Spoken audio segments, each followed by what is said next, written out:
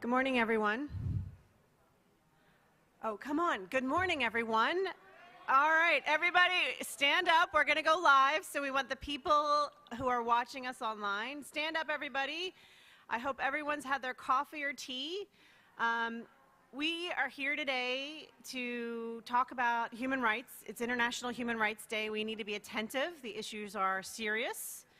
We have opportunities and we need to go for them. So today is a journey to reimagine the issues around conservation and human rights. So I want everyone to stretch their arms really big, shake it out, wiggle it down, and sit down in your chairs, please. Great. So my name is Kristen Walker-Painemia, and I am going to be on this journey with you most of the day, I think, in this role. And I want to welcome you on behalf of Conservation International, BirdLife, and the Conservation Initiative on Human Rights today as part of this session. And we decided to really focus on the issues of human rights, and we know how important it is in the context to have a successful post-2020 global biodiversity framework. So today we're going to start laying the groundwork for what that is, what are the issues, what are the challenges, and how do we really need to think about it? How do we need to change the paradigm as we look at conservation on these issues? So this morning we're going to kick off with sort of setting the stage about the issues, and then we will gradually move and progress to the day with the end of the day helping us have a roadmap to move forward. So we hope that you will join us for the entire day. If not, pop in and out throughout, and we will get moving forward. So I want to start off first with a video from David Boyd. He is ironically arriving tomorrow, right? So he wasn't able to be here today, but he is going to give us a little bit of setting the stage on the importance of enshrining a human rights-based approach in the global biodiversity framework and why it really is important for equity and effectivity. So could I ask our folks in the back to run that video for us?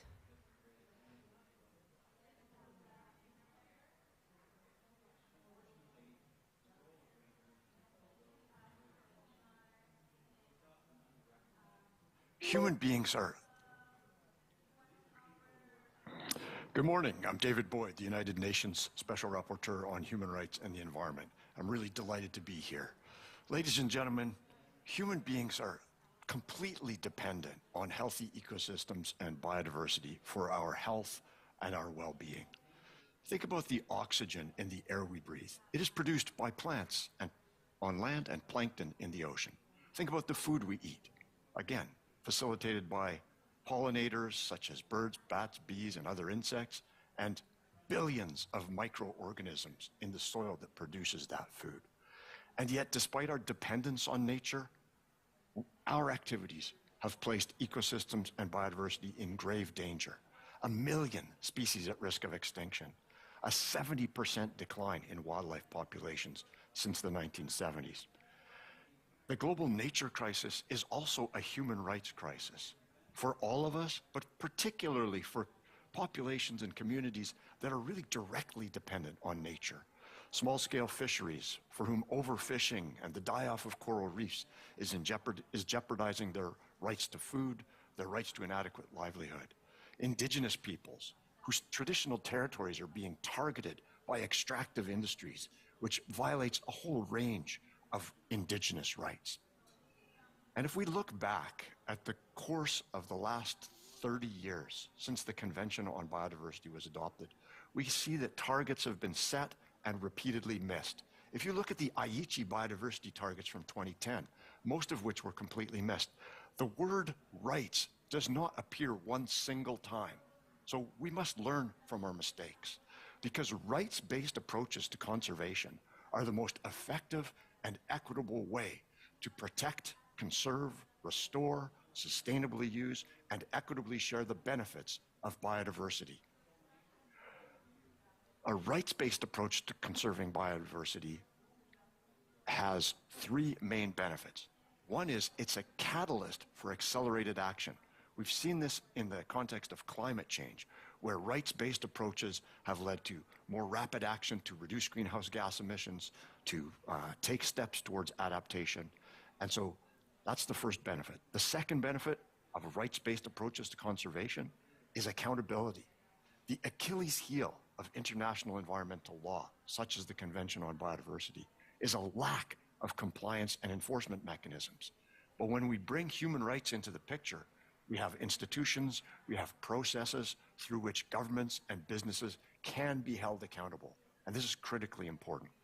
The third key benefit of rights-based approaches to conserving biodiversity is that rights-based approaches shine a spotlight on the most vulnerable and marginalized populations, ensuring that they have a voice at the table, that they're a seat at the table, that their voices are heard, and that their rights are protected in all of the actions that are taken to protect biodiversity. And this is critically important when we look at the history of exclusionary conservation, or what's often referred to as fortress conservation, which continues, unfortunately, to today, where Indigenous peoples and other nature-dependent local communities are being evicted from their traditional territories, sometimes with brute force, to make way for protected areas.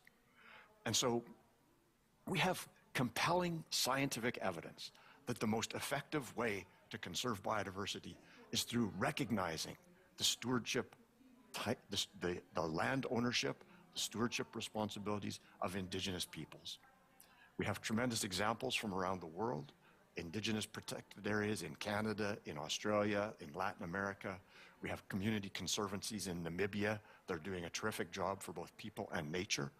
And so it's absolutely critical as we are in these final stages of negotiating the post-2020 Global Biodiversity Framework that we put human rights at the very heart of this. Not just a token reference, but human rights woven throughout the goals, the targets, the principles, and the indicators. We have to have the right to a clean, healthy, and sustainable environment included in the text, and we have to have Indigenous peoples' rights included in the text. This is the last best chance we have to protect the wonderful diversity of life on Earth upon which we defend. We have to grab it, and that means taking a rights-based approach. Thank you very much.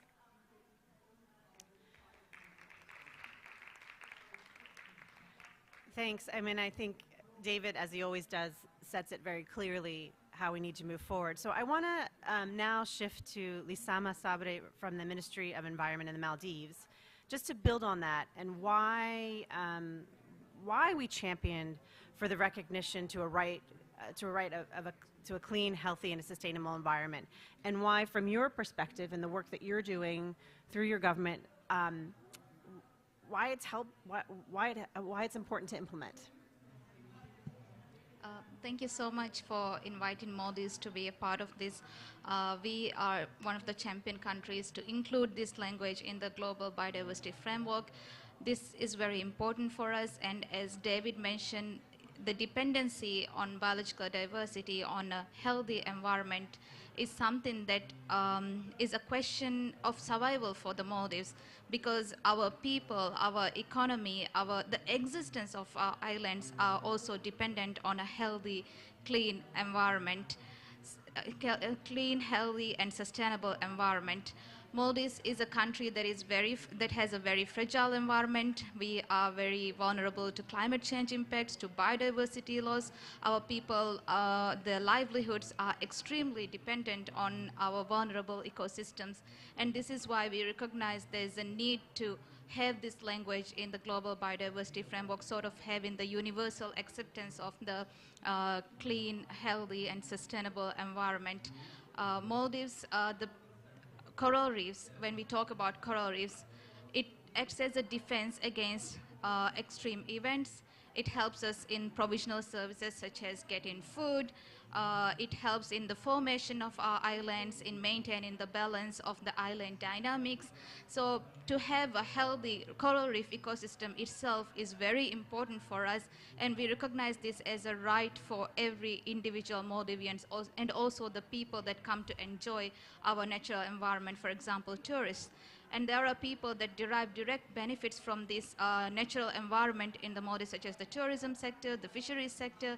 And this is why we want to make sure that the language is reflected in the text. And we also have included this in our constitution as well, but at the same time there are some challenges with implementation of it. We have introduced a green tax in the Maldives where we are trying to have this tax, the money generated from the tax go to a green fund where we can implement conservation activities towards a clean, healthy, sustainable environment. But there are challenges with it as well. So we are hoping that a global approach would help countries such as the Maldives with clear guidance on how to implement this, and then the people that they also recognize this as their right, because there are people that do not know that they have this right to a clean environment. For example, they see other rights. They recognize more, for example, having access to sanitation, having access to hospitals. These rights are very clear to them, but the right to a healthy, clean, and sustainable environment is not very clear for people. And this is something we struggle in the Maldives when we try to implement conservation activities as well, because people do not recognize that they have that right. They have the right to go and ask the government for a clean, sustainable, healthy environment. So we are championing this, and we want this to be included in the global biodiversity framework. I don't think I have much time, so I will just stop there. Thank you very much. Thank you. And I think it's important. I think, you know, as David highlighted in his talk, it's a catalyst for accelerated action, accountability, and it gets to the most vulnerable people. And I think, as the Maldives, you said, it's our survival. It's our survival, not only as independent communities, but as a nation. And I think these are things that we constantly need to keep pressing amongst the governments themselves. So I'm going to shift now to Noelle Kumpel from BirdLife International, who is also a member of the Conservation Initiative on Human Rights. And Noelle, could you give us some reflections on opportunities for win-wins for both people and conservation in the Global Biodiversity Framework? Sure, thanks, Kristen. Can you hear me? Great. So yeah, as Kristen mentioned, we're one of the founder members of the Conservation Initiative on Human Rights, established by 7 NGOs back in 2009. And we've been long working around the world to support those rights on the ground as well as at policy level. Just to mention what BirdLife is, we're the world's largest nature conservation partnership with national NGO partners in over 115 countries. So we very much work through this local to global approach. So kind of work we've been doing that our partners do around the world includes supporting indigenous women forest defenders in the Philippines to engage in forest governance processes, developing indigenous protected and conserved areas in the Canadian boreal forests, reviving the traditional HEMA conservation areas approach in Lebanon, supporting community associations to manage forests in Madagascar, and restoration of the Iraqi marshes for the indigenous marsh Arab tribes. And as shown in this, our latest 2022 State of the World's Birds report, around nearly 1/3 of the total global area of key biodiversity areas that have been identified for birds fall within lands managed by Indigenous peoples, for which they have tenure rights. So this means considerable opportunities for traditional knowledge, innovations and practices to be integrated into the conservation of these sites. So we're working to ensure that the role and the rights of Indigenous peoples and local communities as stewards and defenders of nature are recognised, protected and supported. So that's important both to ensure conservation outcomes, which then will also benefit Indigenous peoples and local communities who rely on a healthy natural environment, and to safeguard Indigenous peoples and local communities from any potential adverse impacts of conservation policies. So as we know, that's not always straightforward, and it definitely hasn't always been happening.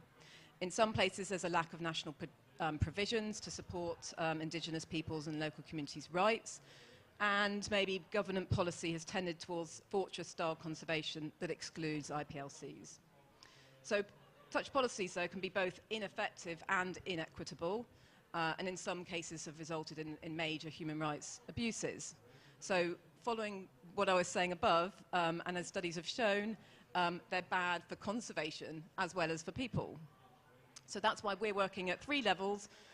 Firstly, globally, to ensure much stronger universal recognition of IPLC rights. That's exactly what we're talking about here, and trying to get embedded in the global biodiversity framework as part of a wider human rights-based approach across the framework.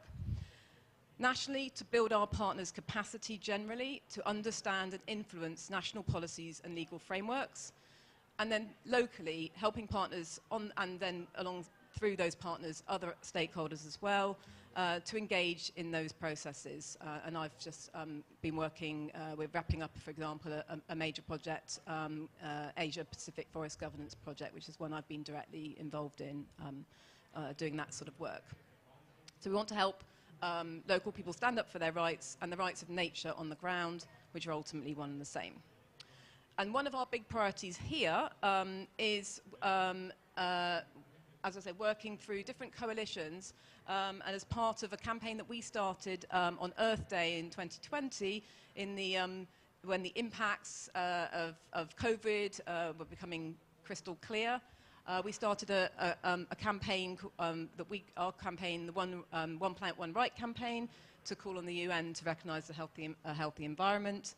That is we joined a coalition of what became over 1,350 other constituencies, Indigenous peoples, faith groups, business, NGOs, human rights groups, all working together with the core group of states to support them to and have the recognition by the UN of the universal right to a clean, healthy and sustainable environment. And now, the next step, that's now been acknowledged by in the Sharm el-Sheikh implementation plan last month at COP27 at the climate change talks. And now we need to see it not only recognised in the preambular, in the BBIS section of the Global Biodiversity Framework, but also delivered through the operational elements of the framework. So we need to see the right to healthy environment referenced, the full fulfillment of the right to healthy environment back into Goal B, and we have developed, along with UN human rights, an indicator that enables us to track that. So it's a very tangible and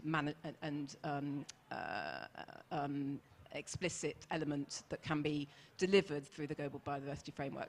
So we've got other sessions later on today, which we'll be talking about that in much more detail, including the next session and on the elements of the framework, and also a session this afternoon on indicators. So we can talk a bit more about those details later on. Thank you. So thanks, Noelle. So I think you're talking, I mean, obviously it's an urgency, and we have an urgency here while we're looking at these negotiations on the GBF.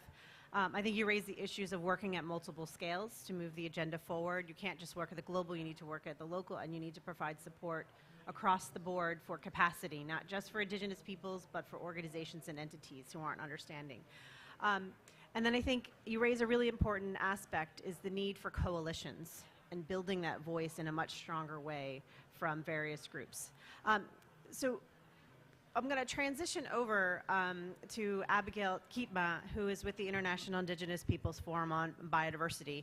And I have been in the IFB meetings for and sitting in and listening, and this is obviously one of the hot topics, and it's important in the work that you all are doing and the positioning that you're doing here and have been for many COPs. So in the discussions you have and what you're looking at, how do we improve the recognition and support for the rights and the role of Indigenous peoples and local communities in the GBF? And what are some of the pitfalls that you are seeing? Or what are the lessons that people are not learning as well? All right. Okay, so I actually invite everyone to attend IFB meetings as well. So I'm Abby. I'm an Ibaloy Igorot from the Philippines, and I work with IFB and with Tebteba. It's an indigenous organization. So we've been sharing a lot of our positions. I know you've heard, if you've been following the negotiations, you've been hearing our calls for the recognition of our rights, our land, territories, and resources, our modes of governance of our territories, increasing support, especially through direct access, making sure of our participation at the very start of any endeavor involving our land, territories, and resources, recognition of our free, prior, informed consent on our traditional knowledge and recognizing how it contributes to conservation efforts. And I can give a long speech about the specific language in each target, but really what I want to actually share here is that just like what Noelle said, like back at home, once we've adopted this framework, it's really making sure how human rights is understood not only at the global level, the post-2020, but also back at home at the national level. Because I know there are I know and I want to recognize that there are efforts at the national and local levels to recognize Indigenous peoples' rights and human rights, but we have to make sure that in achieving the post-2020 framework, we don't regress from these rights. So when we talk about, increasing protected and conserved areas, we really have to make sure that we recognize other areas that are contributing to biodiversity outcomes, but do not necessarily fall into the category of protected areas. And that is for us, our territories. For other people, it's indigenous community conserved areas. For others, it's indigenous protected areas. There are many ways in which they're being named now, but essentially, it's our way of governing our lands, territories based on our worldview. So that's one. And it's one thing that's also important is to acknowledge our knowledge and how it is also an equally valid knowledge with science. And for some, they also recognize it actually as indigenous science. So it may not go through the rigorous methodology of the scientific method, but it does come from years of observation and living with nature and our environment. So it's really important that in any endeavor in relation to conservation and sustainable use and involving our territories and resources, it's important that at the very beginning we're there with you, so that we can also work together towards biodiversity outcomes.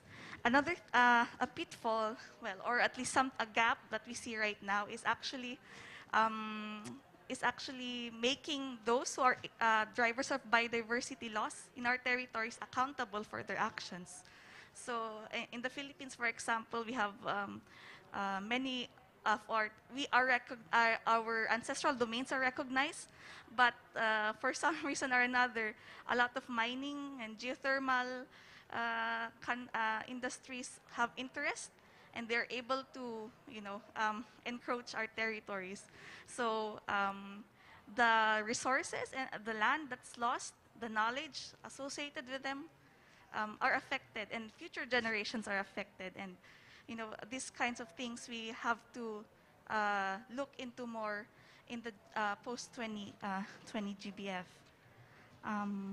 Yeah, I can say a lot, but I think I'll do that for now. Thank you.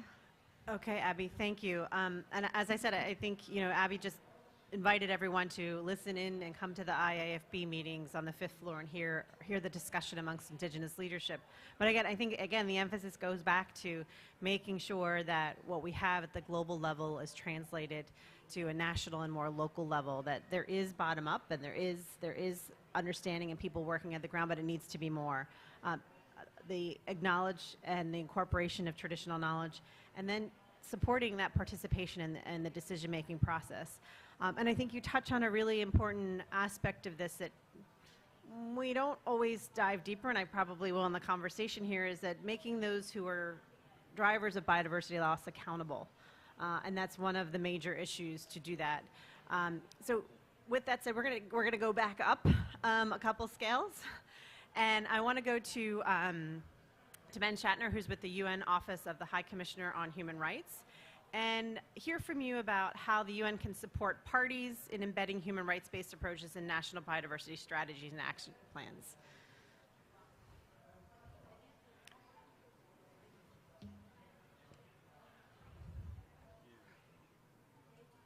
Thank you. Hello, everyone. And first of all, let me wish you all a happy Human Rights Day. This is the first International Human Rights Day since the UN General Assembly recognized the human right to a clean, healthy, and sustainable environment. It's also the kickoff of UN Human Rights anniversary campaign for the 75th anniversary of the Universal Declaration of Human Rights. And I just want to say that the Universal Declaration and the 9 core human rights treaties are the articulation of the rights that we all have, the interdependent, indivisible, inalienable rights. And the right to a clean, healthy, and sustainable environment is a critical element of this interwoven fabric of protection that the human rights system offers us all. And it is absolutely imperative that this right is reflected in the post-2020 Global Biodiversity Framework. So I'm going to talk about MBSAPs, but before I do that, I want to talk about the framework for a moment, because the framework is what's going to inform the revised national biodiversity strategies and action plans. And in the framework, there are a number of entry points for human rights, and I won't be able to cover them all, and then talk about MBSAPs in particular. But I do want to say that there's an opportunity to include the right to a clean, healthy, and sustainable environment, not just in the guiding principles in BBIS, but in Goal B, where it's something that can be monitored, that can be evaluated, and where it's something that will be at the core of the post-2020 framework. The objective of this framework is for people to live in harmony with nature. And the right to a clean, healthy, and sustainable environment is about doing just that. It's about supporting the transformative change we need and reconceptualizing and rethinking our relationship with nature. So we need it in the goal. We also need strong language on accountability for businesses. Businesses can be part of the solution, but we have to recognize that they've also been part of the problem. And we need effective regulation of businesses so that they are compliant with their human rights obligations. We need participation, access to information, and access to justice embedded in Target 21, as well as protection of environmental human rights defenders. We need the rights of Indigenous peoples to their knowledge, lands, resources, and territories protected. We need gender equality and a standalone target on gender equality. And we need to mobilize finance, lots of it. That is a human rights obligation. There is an obligation to mobilize finance, to cooperate internationally, to respect, protect, and fulfill and advance human rights, including the right to a healthy environment. And we need, finally, this is where I'm going to get to MBSAPs, we need a strong framework for both implementation and monitoring, right? So I'm going to skip to the implementation aspect. The MBSAP is the implementation tool for the post-2020 Global Biodiversity Framework. And if the framework has the right elements, it's going to be much easier when states revise their MBSAPs for them to make the right choices about how to integrate human rights. But regardless of what's in the post-2020 framework, states have an obligation to apply a human rights-based approach to their national biodiversity strategies and action plans. And we've looked at what states have done in the past. It shouldn't come as a surprise for me to tell you they have not, to a great extent, reflected human rights in their national biodiversity strategies and action plans. I wish that it were a surprise. I wish that it weren't the case. But the reality is we looked at current NBSAPs, and the vast majority of them do not adequately reflect human rights. And we looked at a number of key elements, and Noelle mentioned earlier that there is a basis for evaluating implementation of the right to a clean, healthy environment. And she was referring to this research. We know how states have integrated a number of human rights or not integrated those rights in their NBSAPs. And we do have a basis then to evaluate whether or not they're improving. So, how can they improve? UN Human Rights, working with the UN Environment Management Group, Issue Management Group on Human Rights and Environment, has put together guidance on integrating human rights in national biodiversity strategies and action plans. Just so you understand, the entity I mentioned is essentially an interagency mechanism for cooperation on issues related to human rights and environment. And it's co-led by UNEP, UNDP, and UN Human Rights. It includes all UN organizations and its membership. And the guidance then that we've developed and submitted to CBD COP15 and will continue working on reflects the guidance actually of the UN system with respect to how to integrate rights and national biodiversity strategies and action plans. The very first thing is that the process for developing the NBSAP needs to be inclusive and participatory, right? Before we get to the substance of what's actually in the NBSAP, we need to make sure that the NBSAP is developed through an appropriate process that respects people's rights to meaningful and informed participation. Now, when looking at the NBSAP itself, the key elements that should be reflected in it are, among other things, the elements I've already described of what should go into, the post-2020 global biodiversity framework. So gender equality, the rights of Indigenous peoples and local communities, participation, access to information, and access to justice in environmental matters, effective mobilization of finance and accessibility of that finance to people, and a system of monitoring and implementation that is participatory, inclusive, and transparent. These are the things that make the human rights-based approach. And they're also the things that make environmental action more effective. And you don't have to take my word for it. I'm a human rights advocate.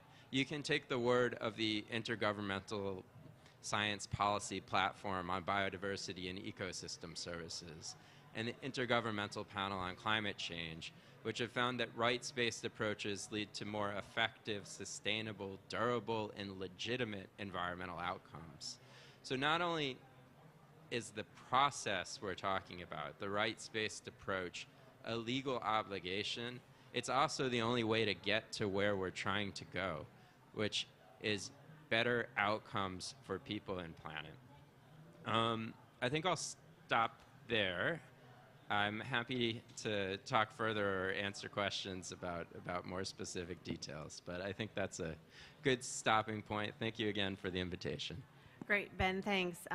There's a lot to unpack there, and I think you've given a very good roadmap from where we need to be, where we need to head, and what the objective of the GBF is, and how we need to look at those steps and what that access to participation in information, justice, gender equality, Indigenous peoples and local community rights, and finance, and the overall legal obligations. So I'm gonna, before we jump in, because we need to unpack a lot of that, but I'm gonna go to the last point around finance. And we have Sarah Wyatt here, who works with the Global Environmental Facility. And I think one of the big issues we have, and it's the ongoing issue we hear, is getting the money to where it really makes a difference and how we can transform our ability to protect the planet by ensuring that there's a rights-based approach, and how entities like the GEF and others are thinking about these things. So Sarah? That's a tall order, but thank you, Kristen, and good morning, everyone. First of all, I was, given a lot to reflect on as I'm sitting back here, and I have the privilege of being the last person to talk up here thus far, in this first round, and reflecting on what we can do to make sure that the money actually gets to the ground and to the right people. I think, first of all, this summer I visited a Maasai group, and there was some folks there doing a legal training for women leaders there. And we were just chatting over breakfast, and the guy just says, to me, conservation is a bad word.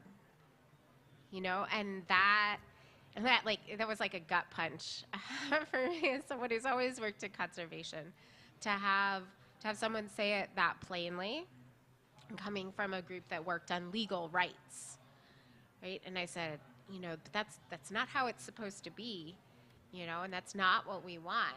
But I think that you have to come into any situation understanding the history that's been there and the past that has often happened, which is a past of disconnection and loss of rights, in order to then be trying to rectify it, be trying to fix that, and understanding that people may not trust you, that you are going to have to build relationship, you're going to have to build partnerships every single time you show up. Every new group you talk to, you will have to take time. You'll have to listen.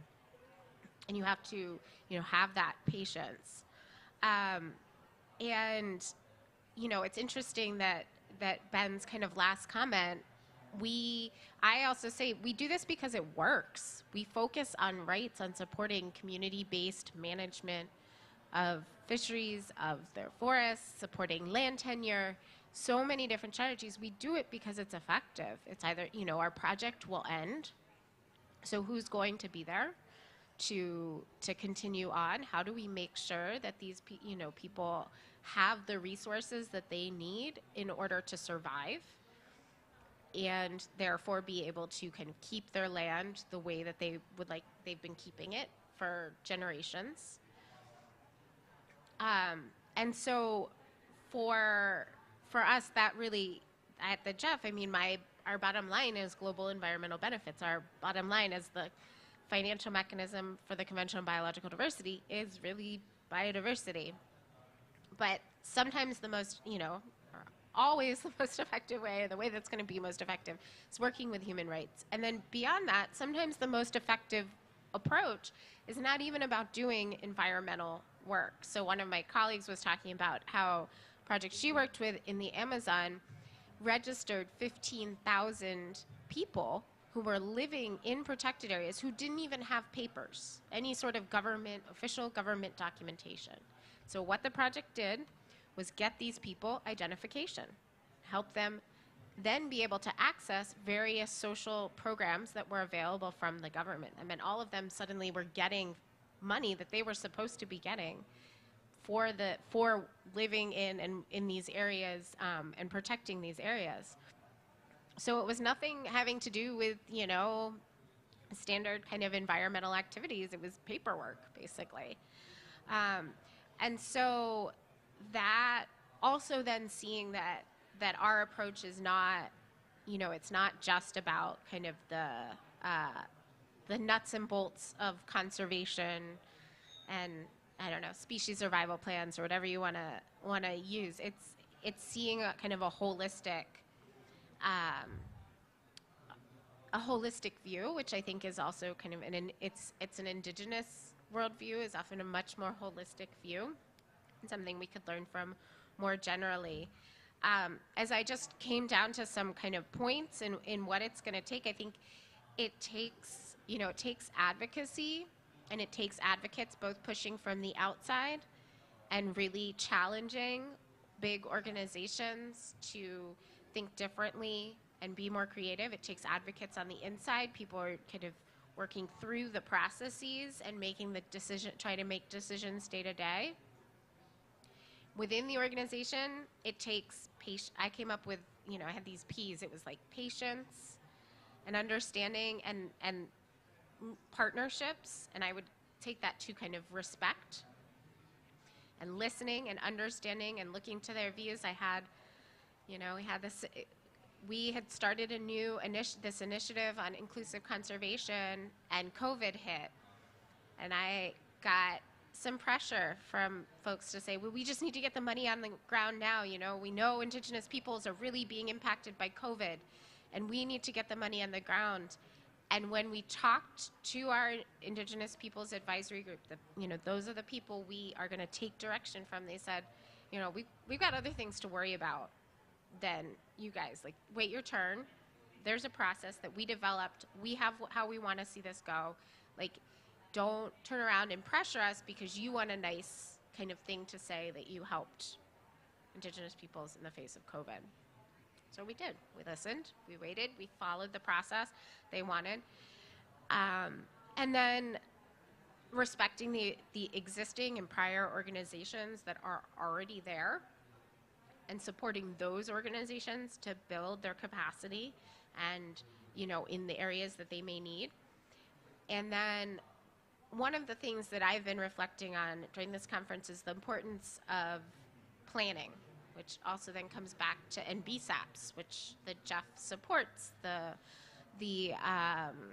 drafting of those, is that planning is so key, and for organizations to support inclusive planning such that then the next steps are, as you identify the activities that you want to do, if you do that in an inclusive way, there are a set of activities, there are things that can be done that are already inclusive. You're already on the path moving forward to where you need to go in the right direction. And so that allows kind of the time scales that are needed. Sometimes it's a long process of consultation and discussion that needs to be supported, and it's not going to be done in a single 1-2 year project. It needs to be this kind of stepwise, phased approach to what you're doing. So it's a lot of, it's not always easy, and it can be challenging. And but I also would say, you have to be willing to take some risks. Like, if you have if you're trying to get money to people on the ground, it's going to be risky at points by your organization's risk calculation. And so you're going to have to work with your donors, your donors in our case, maybe have to accept that there are some risks. Some things might go a little wrong, but the other option is to not be working with people on the ground. And I would say that that's worse. We can't just shut people out because it's complicated, because it's a bit more challenging. And so that's how you're actually going to achieve, I would say, both you'll achieve results on the ground and results for the global biodiversity framework, and you'll respect human rights all at the same time. So, thank you. Great. Thanks, Sarah. I think you made some really good points. And I think you raised one really important issue. This whole day session is very intentional. It's on Human Rights Day, and Ben, reminded us of the anniversary we are on the Universal Declaration on Human Rights. And I guess my question to you all is, and my question will be to all speakers throughout the day, is we're talking about reimagining, right? The discussions and issues around human rights aren't necessarily new, and they are been an uphill battle in many ways. It is definitely a necessity in this GBF. It's definitely a necessity in the MBSAPs. But what has to change? Sarah said she's gone to communities, and conservation is a dirty word, and maybe it should be a dirty word in many sense. What has to change? Sarah gave a little bit of talking about patience, and I want to talk about patience because we always talk about timelines, right? Timelines with funders, timelines with this, and we have been in a timeline, time warp, I think, with COVID, with the GBF. So I want to put this all to you. What has to change in the practical everyday? And anyone who's heard me speak this week, I talk a lot about plumbing and how to fix different levers and understand those things. But so from your perspective, if we had everything was accepted in the way we wanted, what actually has to happen to make the implementation function perhaps in a different way, even though we've had many well-intentioned organizations and governments doing it? What might have to happen on the ground? So that's a big question I've just put out to you all. So who wants to tackle that? Everyone's looking to.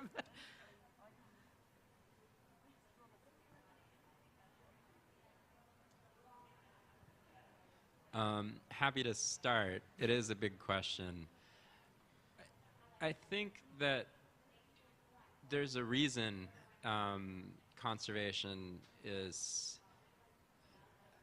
viewed with skepticism in many communities and by many people, and that's because it hasn't worked on any level. It's violated the rights of people who occupied lands that were resources, territories that were trying to be conserved, and it's often failed to actually conserve the targeted areas. And part of that's because there's just a fundamental misunderstanding about what nature is and how it relates to people. People are part of nature. Taking people out of nature doesn't necessarily make it better. What we need, and that is, meant to be at the core of this framework, is the reimagination of the relationship between people and nature. And there is a lot that we should be learning from other worldviews. The IPBES Values Report is very clear on this, right? That there's a lot that can be done to preserve nature that doesn't involve separating people from it. So really, I think one of the very first things is to recognize Indigenous peoples and others, local communities, rights over their lands, resources, and territories, right? And recognize that people are an essential part of the ecosystems we're trying to protect. And then we also need to recognize that the way some people live is not sustainable. We can't just focus on having the engines of perpetual economic growth and increased consumption, production, be the way that we view development, right? And the 2030 Agenda for Sustainable Development is a roadmap for viewing development differently, for balancing economics, environmental, and social considerations toward a new way of development and of living. We don't have necessarily a shortage of resources. We have a shortage of imagination about how to redistribute those resources. We have a shortage of imagination about how to view development and growth and happiness and well-being in life that's driven by unsustainable consumption and production, that's driven by viewing people as outside of rather than part of nature. And so I think, at its core, we really do need to reevaluate how people are living. And we need to find the best ways of living and sustain and support those. Thanks, Ben. Noelle, did you have a comment? I'm happy to have a go as well. Yeah, I think there's a variety of levels and areas where we can do better. For myself, at top level, I think where the broad point is partnerships and understanding what's kind of sometimes is just gaps, different ideologies coming from different standpoints. So there's a key element of partnerships here in the CBD process.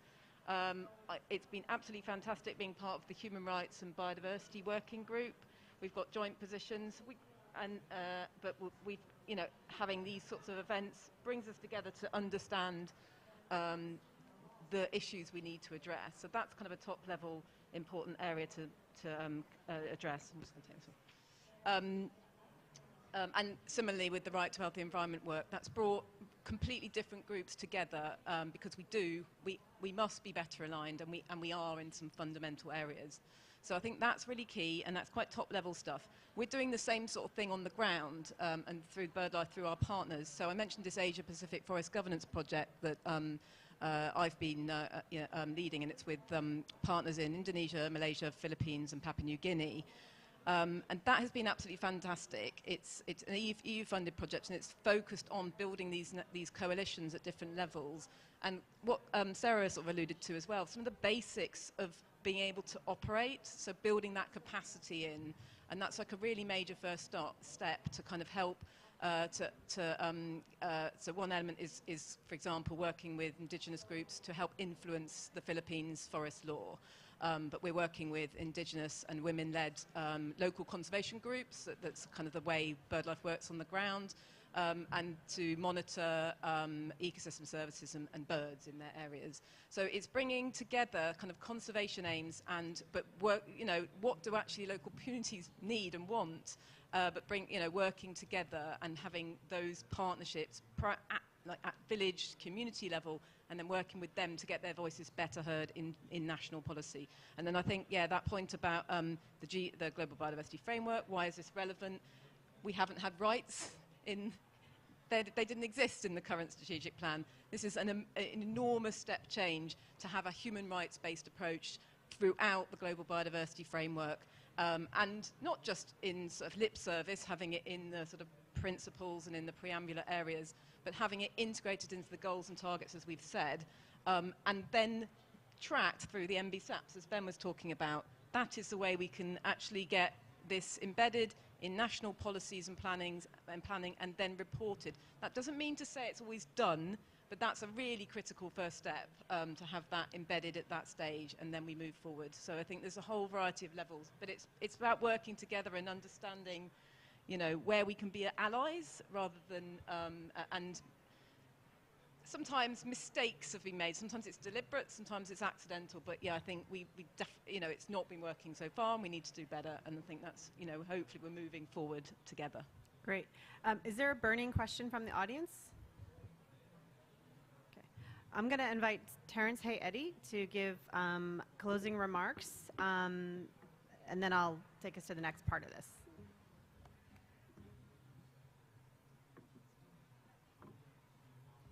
Thank you, friends. I'd like to start with the words of a Nepali author, Lakshmi Prasad Devkota, who observed that if there were no people in nature, who would be there to admire its pristine beauty? I say that because many recent studies have shown that there are various forms of animal intelligence which are very similar to what we as humans have. But what differentiates us? Is it poetry? Is it literature? Is it aesthetics? And I say this because when Noelle said that nature's rights and human rights are the same thing, it is indeed, there is a strong connection, but at the same time, if we go back to the birth of the Human Rights Convention after the Second World War, it was fairly anthropocentric, so that human rights are human rights. And what we're talking about in this pavilion today and on this panel is about reimagining, rethinking these relationships. And I think much of what we've heard about the defense of nature by indigenous peoples is around giving a voice which is unspoken to nature, which also has rights.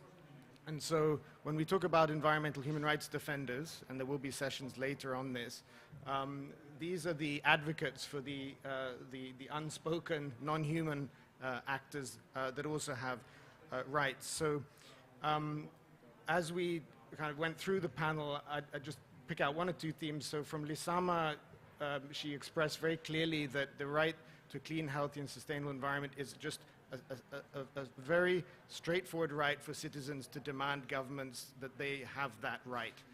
And I think we will see coming back at the end that this will lead to a whole series of new actions from the bottom up to support that. Now at the human level, at the UN level, there are various frameworks. So on the one hand, there is a do no harm approach to human rights. So whether it's funding agencies, the Jeff, which are essentially the bottom line. But at the same time, human rights it should go much further than that towards a do-good approach. And so I think when we look at the within and beyond part of this title of this session, the UN Secretary General's call to action on human rights has really galvanized the UN system across all of the agencies to do better and to do more. So we heard from Ben about these acronyms, EMG, IMG, but there's a lot been happening over the last 2 years around this. Very briefly, apart from the rights of future generations, work on environmental human rights defenders, youth, as well as what UNDP has been doing around strengthening the Global Alliance of Natural Human Rights Institutions. The point about NBSAPs, I think, is a very critical entry point in terms of the planning. UNDP and UNEP will be working with the GF to support that. There's a booth upstairs around the support to the rollout of that early action grant. And so I think I'll just conclude by saying that as David Boyd said, the right to a clean, healthy, and sustainable environment is in some ways now almost at a meta level. It's an integrator right which goes beyond what we're talking about here at the CBD COP across all of the various parts of the UN which are addressing environment, whether it's a climate, toxics, biodiversity, and so on. So looking forward to a very stimulating and vibrant discussion today. Thank you. Thanks, Terrence. And I'd like to thank all of our speakers. So this day will play out with a series of 1-hour sessions and 15-minute intervals. So I encourage you to engage in the conversation. I challenge you to, as you go throughout the rest of your days and times in the negotiation of the COP, to keep having that thought about imagining and reimagining as you listen to the brackets move from page to page and paragraph to paragraph. But think about what has to happen to be successful. We have another session starting at 11:15, and it will be how to integrate human rights and the right to a healthy environment in the post-2020 framework. So please come back and join us. You can grab a coffee, but take the opportunity to reach out to someone you're sitting near who you don't know and ask them, talk to them about what you heard today. So thank you, everybody.